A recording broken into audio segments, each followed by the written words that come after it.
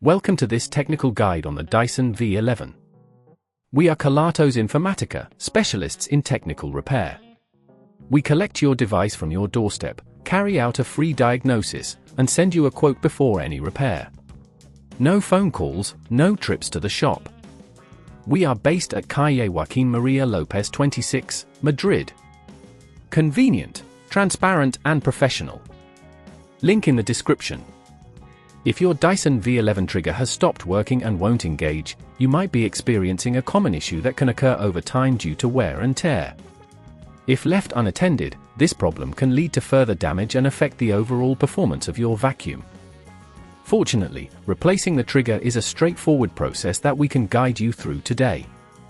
For this repair, you'll need a Phillips screwdriver, a flathead screwdriver, a replacement trigger, and a pair of tweezers.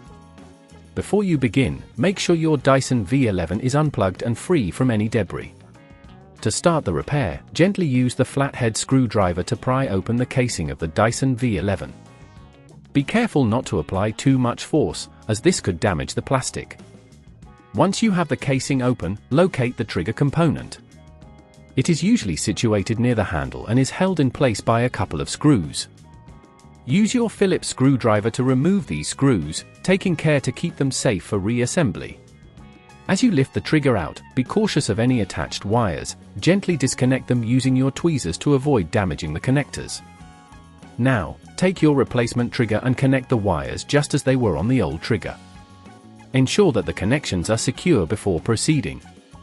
Once everything is connected, place the new trigger into the same position as the old one, aligning it with the screw holes.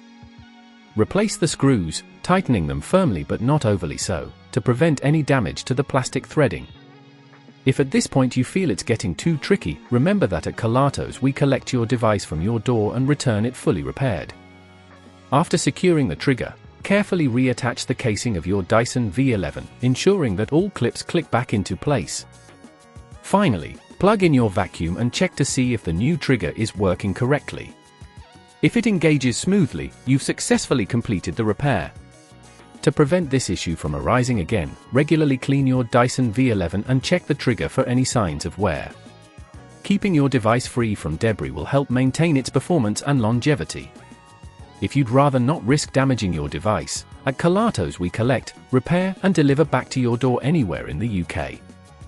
Link in the description.